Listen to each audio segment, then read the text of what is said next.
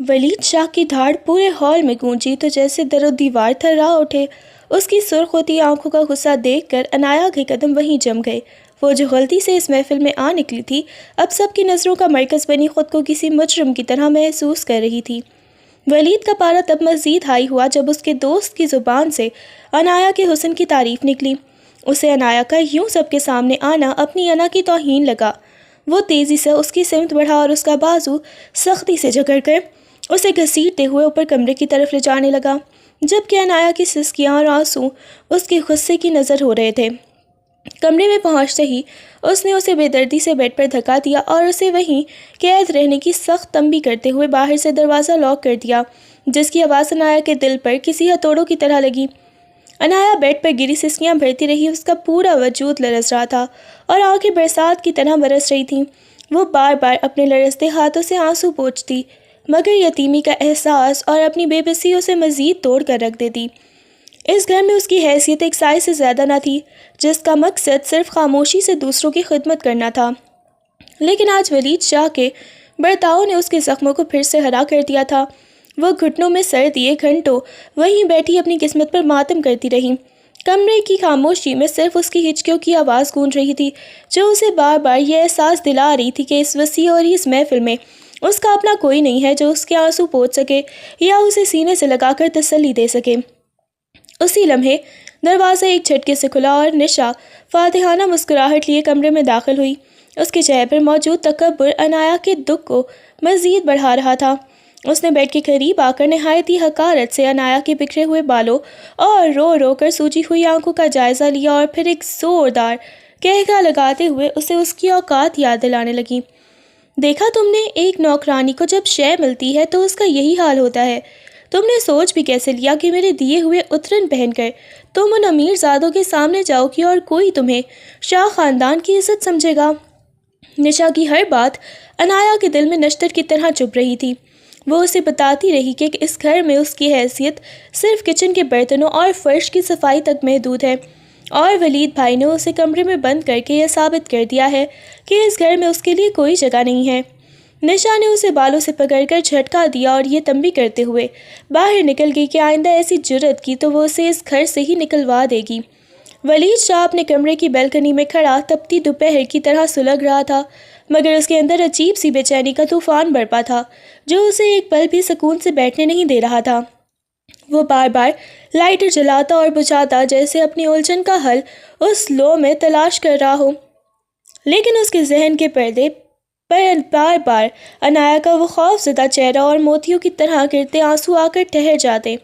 اسے غصہ اس بات پر تھا کہ اس لڑکی میں اتنی ہمت کیسے آئی کہ وہ اس کے منع کرنے کے باوجود باہر نکلی، لیکن اس غصے کے پیچھے ایک انجانا سا خوف بھی چھپا تھا جو اسے یہ سوچنے پر مجبور کر رہا تھا کہ کہیں عنایا کی وہ معصومیت اسے واقعی کمزور نہ کر دے۔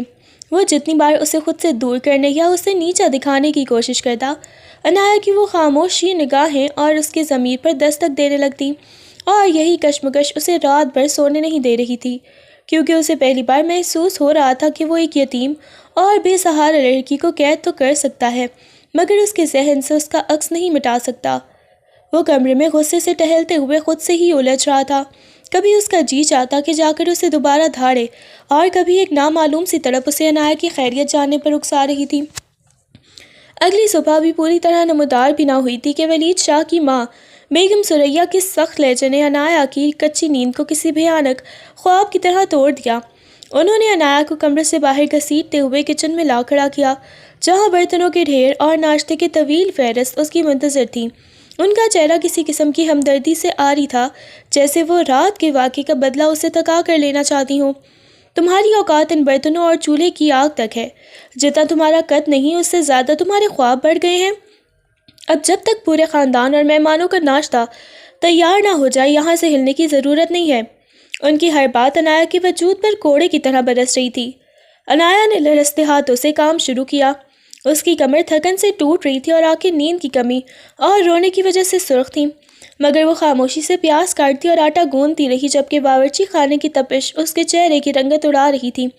اسے احساس تھا کہ اس محفل نما گھر میں اس کا کام صرف دوسروں کی خدمت کرنا، اور بیگم ثریا اسے ایک لمحے کے لیے بھی یہ بھولنے نہیں دینا چاہتی تھی کہ وہ یہاں محض ایک بوجھ ہے جس کی اپنی کوئی مرضی یا زندگی نہیں ہو سکتی۔ ولید شاہ اپنی قیمتی گھڑی کے تسمے کستا ہوا لاؤنج سے گزر رہا تھا جب اچانک اس کے قدم کچن کے کھلے دروازے کے پاس آ کر رک گئے، جہاں تپتے ہوئے چولہے کے سامنے عنایا اکیلی کھڑی کام میں مگن تھی۔ کچن کی حبس زدہ گرمی کی وجہ سے اس کے ماتھے پر پسینے کی ننھی بوندیں چمک رہی تھیں اور وہ اپنے دوپٹے کے پلو سے بار بار اپنا چہرہ صاف کرنے کی ناکام کوشش کر رہی تھی۔ ولید نے دیکھا کہ اس کے ہاتھ ناشتے کی بڑی سی ٹرے اٹھاتے ہوئے لرز رہے تھے، مگر اس کے باوجود وہ نہایت ہی نفاست اور خاموشی سے اپنا کام کیے ہی جا رہی تھی۔ ایک لمحے کے لیے ولید کا جاہو جلال جیسے ہوا ہو گیا اور اس کے دل کی کسی کونے میں ایک عجیب سی ٹیس اٹھی۔ اسے محسوس ہوا کہ وہ اتنی چھوٹی سی لڑکی پر ضرورت سے زیادہ سختی کر رہا ہے۔ اس کی نظریں عنایا کے ان نازک ہاتھوں پر جم گئیں جو اب کالی کڑھائی کی تپش سہ رہے تھے۔ وہ کچھ کہنا چاہتا تھا، شاید اسے روکنا چاہتا تھا، لیکن اپنی انا اور خاندانی غرور کی زنجیروں نے اسے وہیں منجمد کر دیا۔ وہ چند سیکنڈ تک اسے خاموشی سے دیکھتا رہا اور پھر ایک گہرا سانس لے کر خود کو جھٹکتے ہوئے تیزی سے وہاں سے نکل گیا، مگر عنایا کا وہ تھکا ہوا اور پسینے میں شرابور چہرہ اس کی یادداشت میں نقش ہو چکا تھا۔ ابھی ولید اپنے آفس کے عالیشان کرسی پر بیٹھا ایک اہم فائل کا مطالعہ کرنے کی کوشش کر ہی رہا تھا کہ اس کے فون کی سکرین چمک اٹھی۔ یہ اس کے قریبی دوست حمزہ کی کال تھی۔ حمزہ نے سلام دعا کے فوراً بعد شرارتی لہجے میں رات والی لڑکی یعنی عنایا کا ذکر چھیڑ دیا اور اس کے سحر انگیز حسن کی تعریفیں کرنے لگا۔ وہ بار بار ولید سے پوچھ رہا تھا کہ آخر وہ چھپا رستم کون ہے جس نے ایک ہی نظر میں محفل لوٹ لی۔ حمزہ کی زبان سے عنایا کا ذکر اور اس کے لیے پسندیدگی کے الفاظ سن کر ولید کے ماتھے پر بل پڑ گئے اور اس کے ہاتھ میں پکڑا پین خود سے میز پر جا لگا۔ اسے حمزہ کا یوں عنایا کے بارے میں سوالات کرنا اپنی ذاتی ملکیت میں مداخلت محسوس ہوا، حالانکہ وہ خود عنایا کو کوئی اہمیت نہیں دیتا تھا، لیکن کسی دوسرے کا اس کی طرف متوجہ ہونا اس کو آگ لگا رہا تھا۔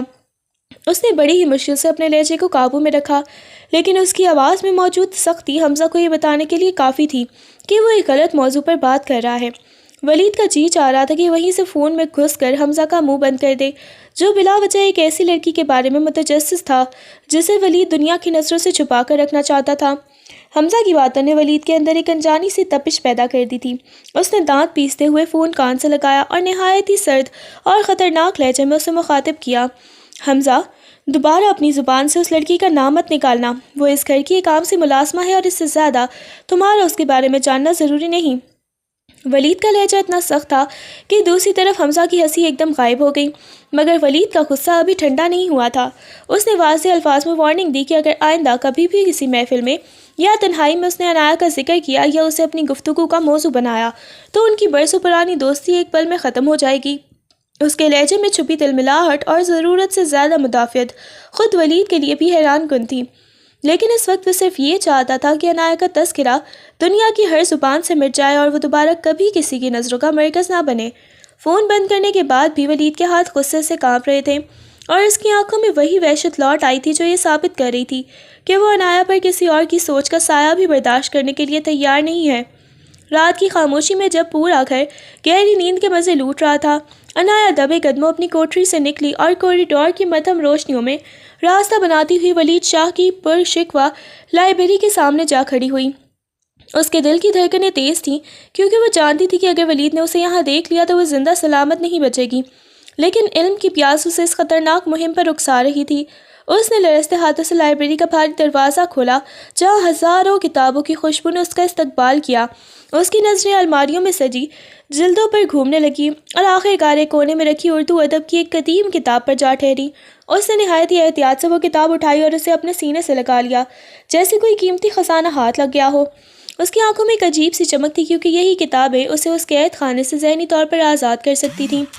وہ کتاب لے کر وہی ایک صوفے کے پیچھے چھپ کر بیٹھ گئی اور موبائل کی ٹارچ روشنی میں پہلا صفحہ پلٹا جہاں لکھے الفاظ اسے اپنی تلخ زندگی سے دور اور ایک خیالی اور خوبصورت دنیا میں لے جانے لگے جہاں نہ کوئی شاہ تھا اور نہ ہی کوئی اسے دھکا دینے والا ظالم کزن۔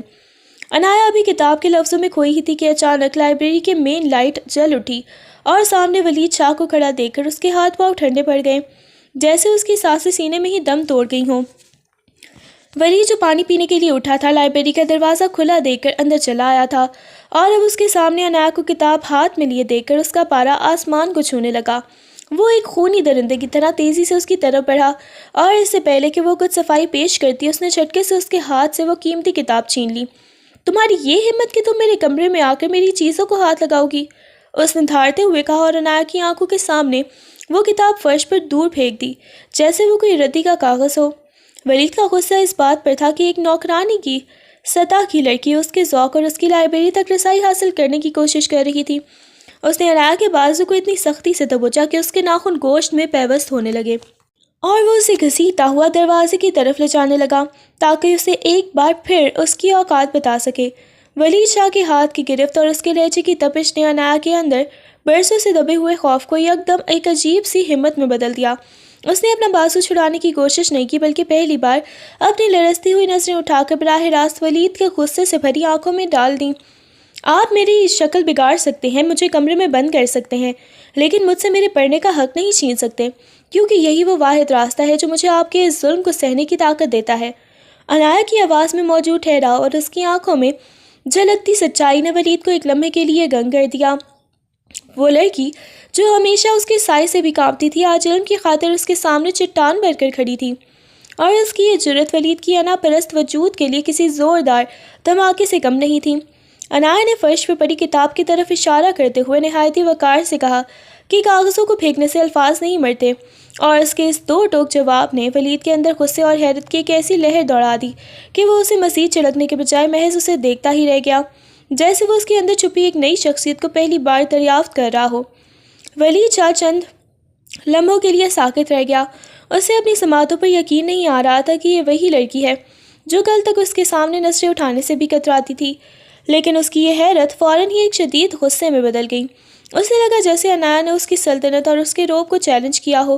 اس کا چہرہ غصے سے تمتما اٹھا اور اس نے ایک زوردار قہقہ لگایا جو تمسخر سے بھرپور تھا۔ حق؟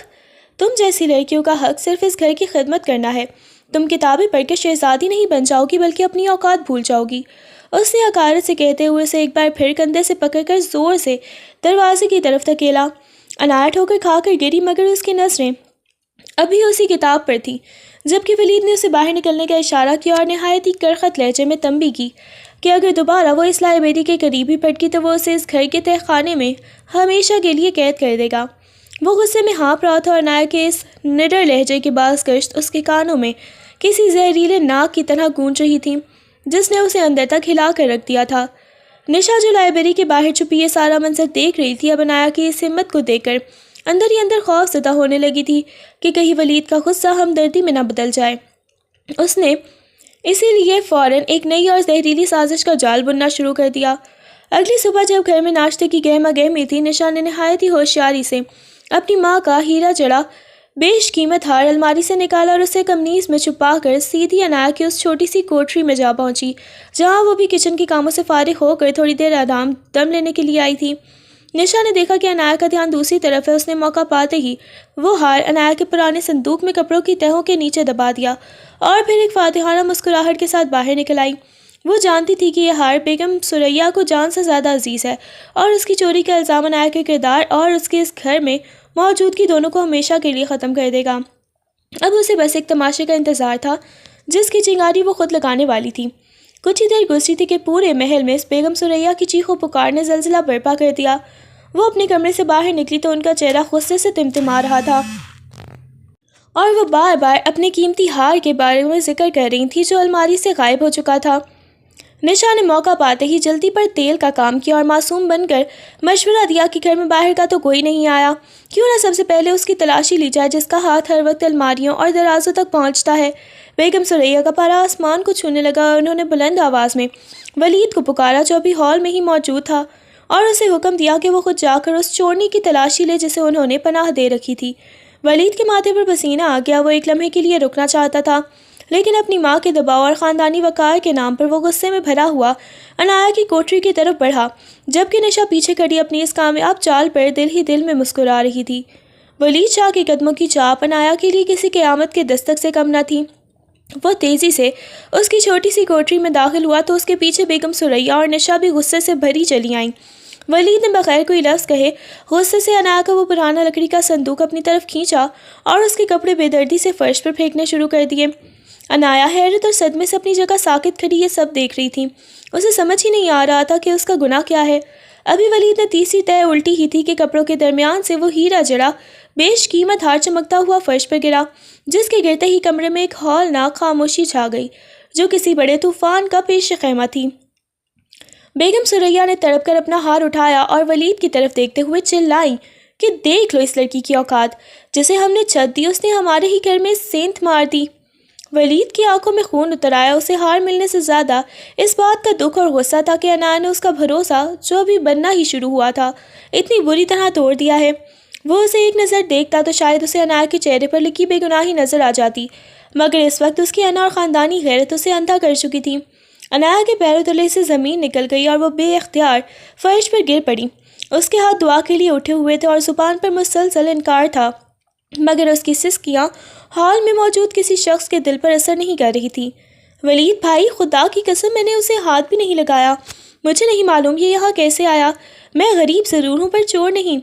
وہ رو رو کر صفائی پیش کر رہی تھی، مگر بیگم ثریا نے اسے بالوں سے پکڑ کر اسے جھٹکا دیا اور اس کے چہرے پر ایک زوردار تھپڑ رسید کر دیا جو عنایا کی روح تک کو تڑپا گیا۔ نشا نے ایک طرف کھڑی نفرت اور حقارت سے مسکرا رہی تھی، جیسے اسے اپنی اس گھناؤنی کامیابی پر فخر ہو، جبکہ ولید شاہ خاموش کھڑا اس منظر کو دیکھ رہا تھا، جس کی آنکھوں میں غصے کی ایک ایسی آگ تھی جو عنایا کے ہر لفظ کو جلا کر راکھ کر رہی تھی۔ اسے عنایا کی یہ صفائیاں اب مکر و فریب لگ رہی تھیں۔ اسے لگ رہا تھا کہ جس لڑکی کو وہ تھوڑا بہت سمجھنے لگا تھا وہ تو ایک شاطر اداکارہ نکلی جس نے کتابوں اور علم کی آڑ میں ان کی آنکھوں میں دھول جھونکی۔ عنایا کی چیخیں اور اس کی بے گناہی کی قسمیں اس محل کی دیواروں سے ٹکرا کر واپس آ رہی تھیں، کیونکہ وہاں موجود ہر شخص نے اسے مجرم مان لیا تھا اور کوئی بھی اس کے بہتے آنسوؤں کے پیچھے چھپی سازش کو دیکھنے کے لیے تیار نہ تھا۔ ولید شاہ کا پارا اس قدر ہائی تھا کہ اسے عنایا کی سسکیاں محض ایک ناٹک محسوس ہو رہی تھیں۔ اس نے اپنی ماں کا غصہ اور نشا کی اشتعال انگیزی دیکھ کر ایک ایسا فیصلہ کیا جس نے عنایا کی رہی صحیح امیدوں پر بھی پانی پھیر دیا۔ اس نے گرجدار آواز میں ملازموں کو طلب کیا اور حکم دیا کہ عنایا کا تمام سامان اسی وقت اٹھا کر باہر والے آؤٹ ہاؤس کے اس بوسیدہ کمرے میں پھینک دیا جائے جہاں پرانے نوکر اور ناکارہ سامان رکھا جاتا ہے۔ تم اس محل کی ہوا میں سانس لینے کے قابل نہیں ہو، آج کے بعد تمہاری جگہ وہ آؤٹ ہاؤس ہے، اگر وہاں سے قدم بھی باہر نکالا تو میں بھول جاؤں گا کہ تم میری کوئی رشتہ دار ہو۔ ولید کے الفاظ کسی سنگسار کرنے والے پتھر کی طرح عنایا کے وجود پر لگ رہے تھے۔ بیگم ثریا اور نشا کی آنکھوں میں فاتحانہ چمک تھی جب انہوں نے دیکھا کہ ولید نے خود اسے ذلیل کر کے محل سے نکال دیا ہے۔ عنایا کو زبردستی بازو سے پکڑ کر گھسیٹتے ہوئے باہر لے جایا گیا، جبکہ وہ پیچھے مڑ مڑ کر ولید کی طرف دیکھ رہی تھی کہ شاید ایک بار وہ اس کی آنکھوں میں چھپی سچائی پڑھ لے، مگر ولید نے نفرت سے اپنا رخ موڑ لیا اور اسے اس تاریک اور گرد آلود آؤٹ ہاؤس کی نظر کر دیا جو اب اس کی نئی قید گاہ تھی۔ آؤٹ ہاؤس کی وہ پہلی رات عنایا کے لیے کسی جہنم کے عذاب سے کم نہ تھی، جہاں ٹوٹی ہوئی کھڑکیوں سے آنے والی برفیلی ہوا اس کے نحیف وجود کو چیر رہی تھی۔ کمرے میں ہر طرف مٹی اور جالے تھے، مگر اسے اس گندگی سے زیادہ اس توہین کا دکھ تھا جو اسے بھری محفل میں دی گئی تھی۔ رات کے پچھلے پہر جب سردی کی شدت حد سے بڑھی تو عنایا کا جسم تیز بخار کی تپش سے تپنے لگا اور وہ درد کی شدت سے وہی ٹھنڈے فرش پر دوہری ہو کر گر پڑی۔ اس کے پاس نہ تو اوڑھنے کو کوئی گرم چادر تھی اور نہ ہی پینے کے لیے پانی۔ وہ نیم بے ہوشی کی حالت میں کبھی اپنے مرحوم والدین کو پکارتی اور کبھی ولید کے اس بے رحمانہ رویے کو یاد کر کے ہچکیاں لیتی۔ بخار کی حدت میں اسے ایسا محسوس ہو رہا تھا جیسے موت اسے گلے لگانے کے لیے قریب آ رہی ہے، مگر اس ویران آؤٹ ہاؤس میں اس کی سسکیاں سننے والا کوئی نہ تھا۔ وہ تنہا، بے بس اور شدید بیماری کی حالت میں اس اندھیرے کمرے کے ایک کونے میں پڑی تڑپ رہی تھی، جبکہ اوپر محل کی روشنیاں اس کی اس بے بسی کا ملاحظہ اڑا رہی تھی۔ محل کے پردیش کمرے میں موجود ولید شاہ کو بھی سکون میسر نہیں تھا۔ ضمیر کی ایک چھوٹی سی خلش اسے بار بار بے چین کر رہی تھی اور اسی بے چینی کے عالم میں وہ رات کے آخری پہر پانی پینے کے لیے نیچے لاؤنج میں آیا۔ ابھی وہ واپس جانے ہی والا تھا کہ اسے نشا کے کمرے سے دبی دبی ہنسی اور سرگوشیوں کی آواز سنائی دی۔ وہ رک گیا اور تجسس کے عالم میں جب کمرے کے ادھ کھلے دروازے کے قریب پہنچا تو اس کے پیروں تلے سے زمین نکل گئی۔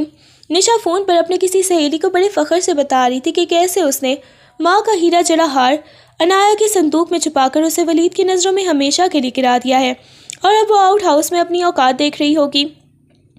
ولید کے کانوں میں جیسے پگھلا ہوا سیسا انڈیل دیا گیا ہو، اس کا دماغ سن ہو گیا اور ہاتھ مٹھیاں بن کر بھینچ گئے۔ اسے اپنی اس حماقت پر شدید غصہ آیا کہ اس نے ایک مکار بہن کی چال میں آ کر اس معصوم لڑکی کو اتنی بڑی سزا دے دی۔ غصے اور ندامت کی ایک لہر اس کے پورے وجود میں دوڑ گئی اور وہ بغیر کچھ سوچے سمجھے نشا کے کمرے کا دروازہ ٹھوکر سے کھولنے کے بجائے سیدھا آؤٹ ہاؤس کی طرف بھاگا تاکہ اسے اپنی سنگین غلطی کا ازالہ کر سکے۔ ولید شاہ پاگلوں کی طرح اپنے ننگے پاؤں آؤٹ ہاؤس کی سمت بھاگا۔ اس کے ذہن میں نشا کے وہ زہریلے الفاظ ہتھوڑوں کی طرح برس رہے تھے۔ اسے اپنی انا اور اندھے غصے پر شدید ملامت ہو رہی تھی جس نے اسے اتنا اندھا کر دیا تھا کہ وہ ایک سچی لڑکی کی آنکھوں میں چھپی بے گناہی نہ پڑ سکا۔ جیسے ہی اس نے آؤٹ ہاؤس کا وہ بوسیدہ اور چہچہاتا ہوا دروازہ کھولا، سامنے کا منظر دیکھ کر اس کے دل کی دھڑکن جیسے تھم سی گئی۔ عنایا فرش پر ایک بوسیدہ چٹائی کے کونے میں گٹھری بنی پڑی تھی۔ اس کا چہرہ بخار کی حدت سے تمتما رہا تھا اور ہونٹ پیاس کی شدت سے سفید پڑ چکے تھے۔ ولید کے قدموں میں اتنی سکت نہ رہی تھی کہ وہ آگے بڑھ سکے۔ وہ شخص جو ہمیشہ غرور سے سر اٹھا کر چلتا تھا، آج ایک نحیف سی لڑکی کے سامنے خود کو کائنات کا سب سے چھوٹا انسان محسوس کر رہا تھا۔ اس نے قریب جا کر کانپتے ہاتھوں سے عنایا کے ماتھے کو چھوا تو اس کی تپش نے عنایا کے ولید کے پور پور کو جلا کر راکھ کر دیا۔ عنایا آنکھیں کھولو۔ اس کی آواز میں وہ گرج غائب تھی، اب صرف ایک انجانی تڑپ اور پچھتاوا باقی تھا۔ عنایا نے نیم آنکھوں سے اسے دیکھا، مگر اس کی نظروں میں اب نہ خوف تھا اور نہ ہی کوئی التجا، بلکہ ایک ایسی لا تعلقی تھی جس نے ولید کے دل کو چیر کر رکھ دیا۔ اس نے کراہتے ہوئے اپنا ہاتھ ولید کے لمس سے دور ہٹانے کی کوشش کی، جیسے اس کا لمس بھی اسے تکلیف دے رہا ہو۔ ولید نے بغیر کوئی لمحہ ضائع کیے اسے اپنے مضبوط بازوؤں میں اٹھا لیا۔ آج اسے نہ اپنے خاندان کے وقار کی فکر تھی اور نہ ہی کسی کی پرواہ۔ اسے بس اس معصوم وجود کو بچانا تھا جسے اس نے خود اپنے ہاتھوں سے سسکنے کے لیے یہاں چھوڑا تھا۔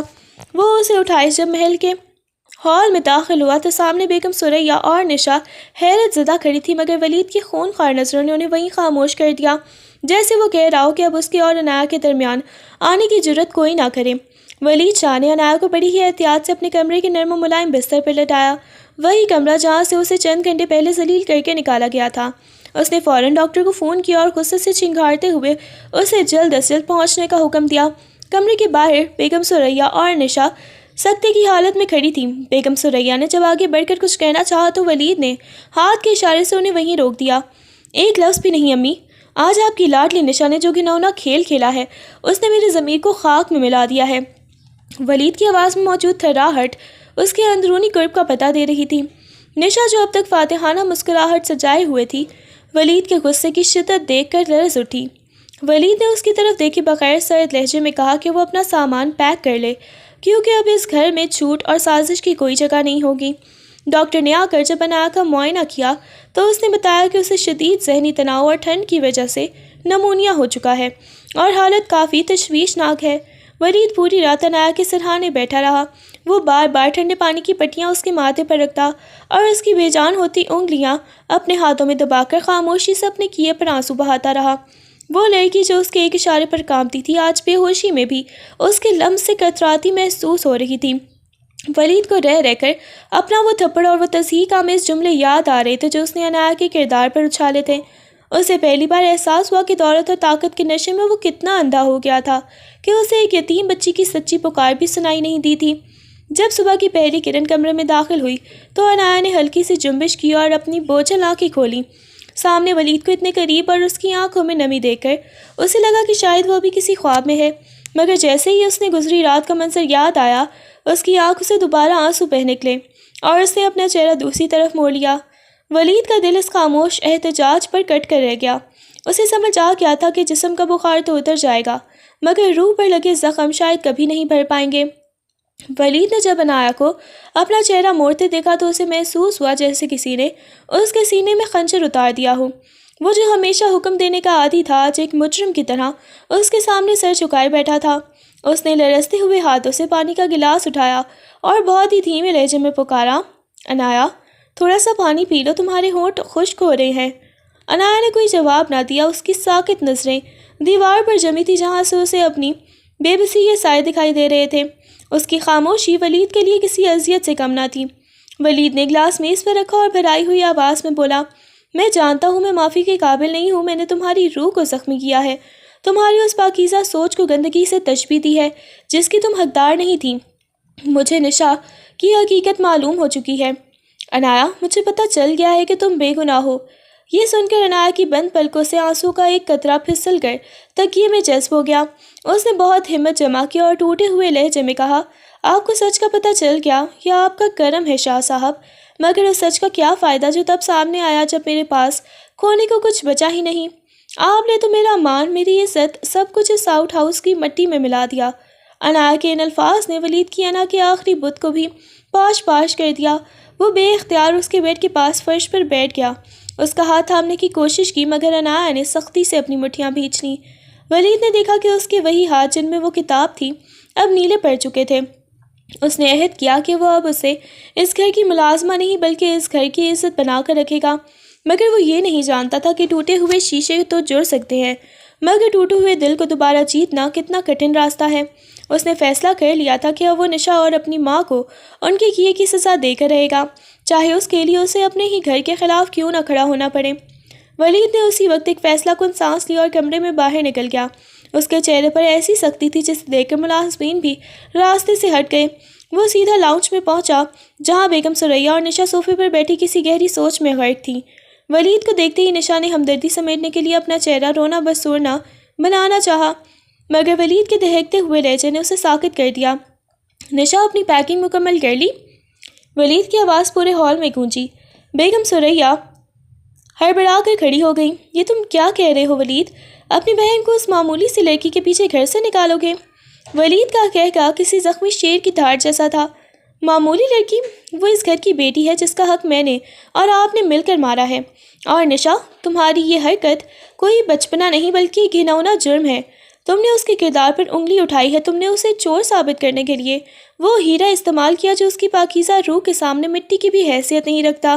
اس نے انگلی سے دروازے کی طرف اشارہ کیا۔ آج رات تک تم یہاں سے ہاسٹل شفٹ ہو جاؤ گی، اور جب تک تمہارے اندر کا زہر ختم نہیں ہوتا اس گھر کی دہلیز تمہارے لیے حرام ہے۔ نشا دھاڑے مار کر رونے لگی، مگر ولید کا دل پتھر ہو چکا تھا۔ اس نے اپنی ماں کی طرف دیکھ کر واضح کر دیا کہ اگر اب کسی نے انایا کے خلاف ایک لفظ بھی بولا تو وہ خود سے یہ گھر چھوڑ دے گا۔ اس ہنگامے کے بعد وہ واپس اپنے کمرے میں آیا جہاں انایا اب دیوار سے ٹیک لگائے بیٹھی تھی۔ اس کی آنکھیں اب بھی سرخ تھیں مگر ان میں ایک عزم تھا۔ ولید نے میز پر پڑی وہی اردو ادب کی کتاب اٹھائی جو اس نے لائبریری میں پھینک دی تھی۔ اس نے اسے نہایت ہی احترام سے صاف کیا اور انایا کی طرف بڑھاتے ہوئے بولا، تمہاری منزل یہ کتابی اور تمہارا علم ہے انایا، میں تمہیں وہ سب کچھ دوں گا جس کی تم حقدار ہو۔ تم پڑھو گی، تم لکھو گی اور اس معاشرے میں اپنا وہ مقام بناؤ گی جسے کوئی شاہ یا کوئی جاگیردار چیلنج نہیں کر سکے گا۔ انایا نے کپکپاتے ہاتھوں سے کتاب تھامی۔ اس کے دل میں اب بھی زخم تازہ تھے، مگر ولید کی آنکھوں میں ندامت اور ایک انجانی سی وابستگی دیکھ کر اسے محسوس ہوا کہ شاید اس کی آزمائش کے دن اب ختم ہونے والے ہیں۔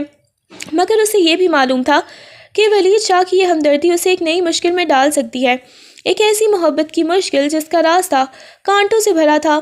ولید کے اس بدلے ہوئے لہجے اور کتاب کی واپسی نے کمرے کی فضا میں ایک عجیب سا بوجھل پن پیدا کر دیا تھا۔ انایا نے کتاب کو سینے سے تو لگا لیا مگر اس کی خاموشی ولید کے لیے کسی تازیانے سے کم نہ تھی۔ وہ جانتا تھا کہ صرف ایک کتاب واپس کر دینے یا نشا کو سزا دے دینے سے وہ اعتبار بحال نہیں ہو سکتا جو برسوں کی نفرت اور پچھلی رات کی اذیت نے پاش پاش کر دیا تھا۔ اگلے چند دن انایا کی زندگی میں ایک خاموش انقلاب لے کر آئے۔ ولید نے نہ صرف اس کے لیے شہر کے سب سے بہترین ڈاکٹر کا انتظام کیا بلکہ اس کی کوٹری سے اس کا سارا سامان منتقل کروا کر اسے محل کے ایک روشن اور پرسکون کمرے میں شفٹ کر دیا جہاں سے لائبریری کا راستہ محض چند قدموں کے فاصلے پر تھا۔ بیگم ثریا کا غصہ اب ٹھنڈا نہیں ہوا تھا مگر ولید کی آنکھوں میں چھپی سرکشی دیکھ کر وہ مصلحت کے تحت خاموش ہو گئی تھیں، حالانکہ ان کی خاموشی کسی بڑے طوفان کا پیش خیمہ محسوس ہوتی تھی۔ ایک شام جب انایا کھڑکی کے پاس بیٹھی وہی کتاب پڑھ رہی تھی، ولید دستک دیے بغیر اندر داخل ہوا۔ اس کے ہاتھ میں ایک نیا لیپ ٹاپ اور کچھ جدید اردو ناول تھے جو اس نے خاص طور پر انایا کے لیے منگوائے تھے۔ تمہارے الفاظ میں جادو ہے انایا، میں نے لائبریری میں تمہارے لکھے ہوئے کچھ بکھرے ہوئے صفحات پڑھے ہیں۔ ولید نے اسے وہ چیزیں دیتے ہوئے دھیمے لہجے میں کہا، میں چاہتا ہوں کہ تم صرف پڑھو نہیں بلکہ لکھو بھی۔ میں تمہارے لیے ایک ایسا پلیٹ فارم تیار کروں گا جہاں تمہاری تحریریں پوری دنیا پڑھے گی۔ انایا نے سر اٹھا کر اسے دیکھا۔ اس کی آنکھوں میں ابھی بھی وہ پرانی چمک نہیں لوٹی تھی۔ لکھنے کے لیے دل کا مطمئن ہونا ضروری ہے شاہ صاحب، اور میرا دل ابھی تک اسی آؤٹ ہاؤس کی مٹی میں دبا ہوا ہے جہاں آپ نے مجھے اپنے ہاتھوں سے پھینکا تھا۔ ولید کا چہرہ ندامت سے جھک گیا۔ میری وہ مٹی تمہارے قدموں سے دھو ڈالنا چاہتا ہوں انایا، مجھے ایک موقع دو کہ میں تمہیں ثابت کر سکوں کہ ولید کا چہرہ ندامت سے جھک گیا۔ کہ ولید شاہ صرف سزا دینا ہی نہیں بلکہ اپنی غلطیوں کا کفارہ ادا کرنا بھی جانتا ہے۔ ابھی وہ بات ہی کر رہے تھے کہ اچانک بیگم ثریا غصے میں کمرے میں داخل ہوئیں۔ ان کے ہاتھ میں ایک رجسٹر تھا جو انہیں صفائی کے دوران عنایا کے پرانے سامان سے ملا تھا۔ یہ دیکھو ولید، جس لڑکی کو تم سر پر چڑھا رہے ہو اس نے تمہارے خلاف کیا کا زہر اگل رکھا ہے۔ انہوں نے وہ رجسٹر ولید کے سامنے پھینک دیا جس میں عنایا نے ولید کے ظلم اور اپنی بے بسی کو ایک کہانی کی شکل میں لکھ رکھا تھا، جہاں ولید کا کردار ایک ظالم اور شفاق انسان کا تھا۔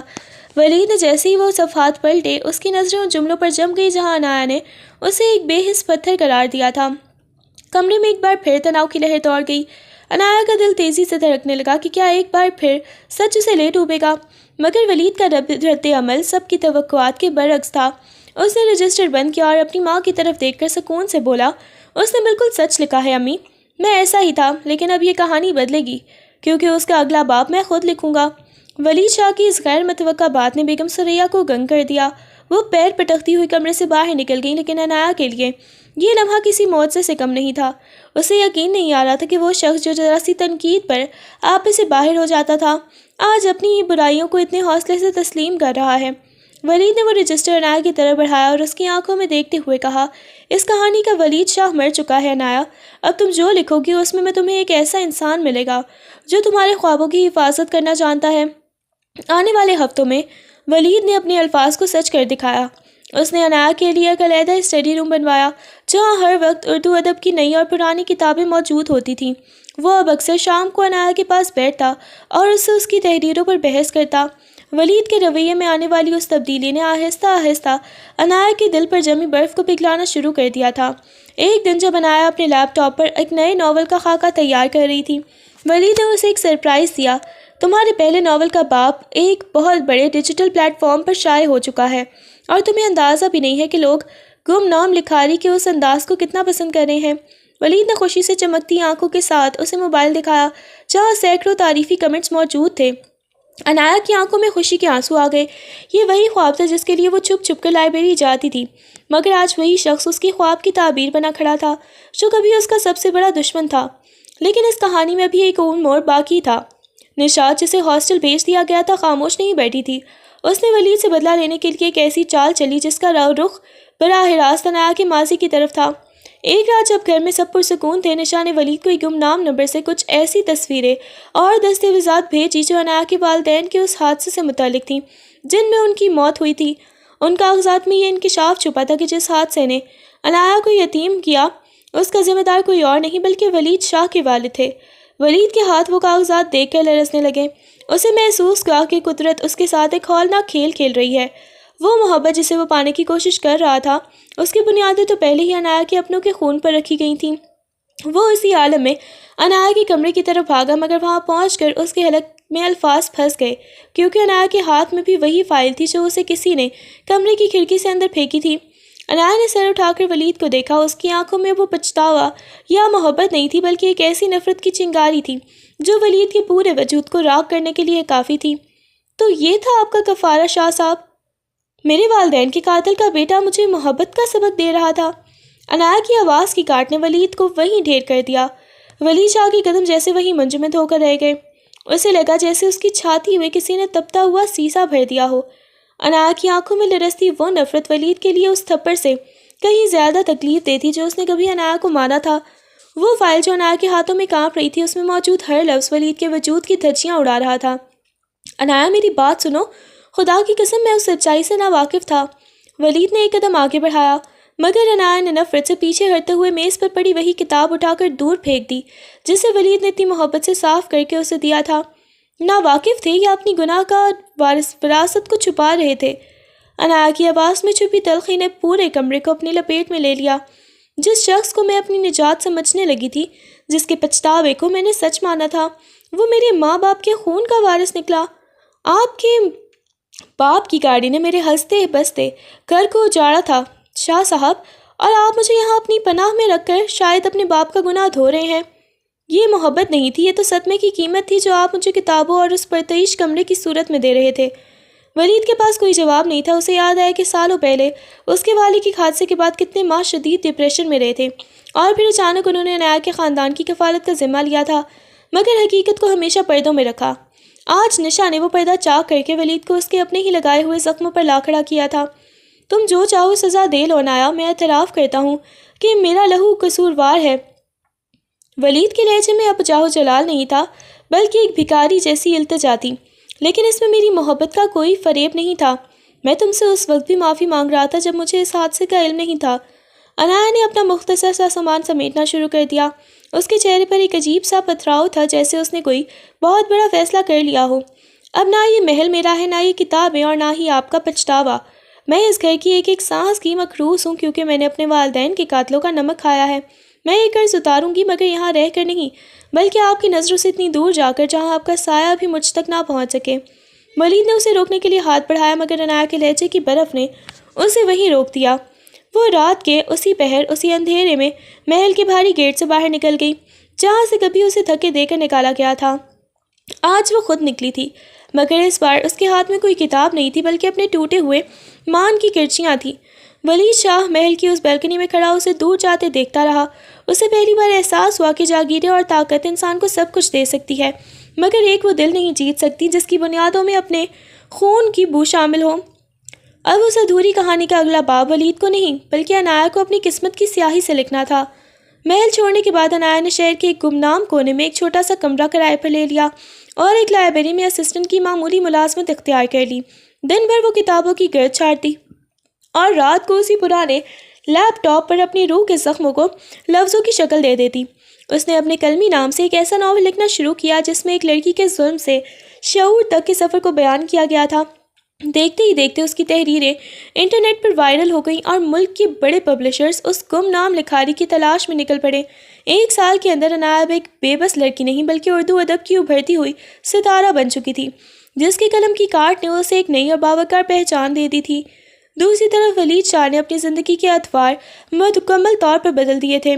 اس نے اپنے والد کے اس حادثے کی دوبارہ تحقیقات کروائی تو یہ چونکا دینے والا انکشاف ہوا کہ حادثہ ولید کے والد کی غلطی سے نہیں، بلکہ گاڑی کے بریک فیل ہونے کی وجہ سے ہوا تھا، جو ایک پرانی کاروباری دشمنی کا نتیجہ تھا۔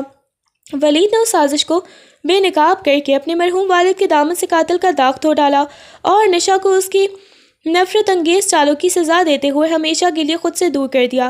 وہ اب ہر روز عنایا کے ناول کی قسطیں پڑھتا اور ان کے پیچھے چھپی قرب بھری یادوں سے اسے ڈھونڈنے کی کوشش کرتا، کیونکہ وہ جانتا تھا کہ اس کا ضمیر ابھی عنایا کے سامنے قرصار ہے۔ شہر کے ایک پرتعیش ہال میں عنایا کے پہلے ناول کی تقریب رونمائی جاری تھی، جہاں وہ اسٹیج پر ایک کامیاب مصنفہ کے طور پر جلوہ افروز تھی۔ تقریب کے اختتام پر جب ہجوم چھٹ گیا تو اس نے سامنے ولید شاہ کو کھڑے پایا۔ ولید کی آنکھوں میں وہ پرانا غرور نہیں، بلکہ گہری ندامت اور فخر کی ملی جلی کیفیت تھی۔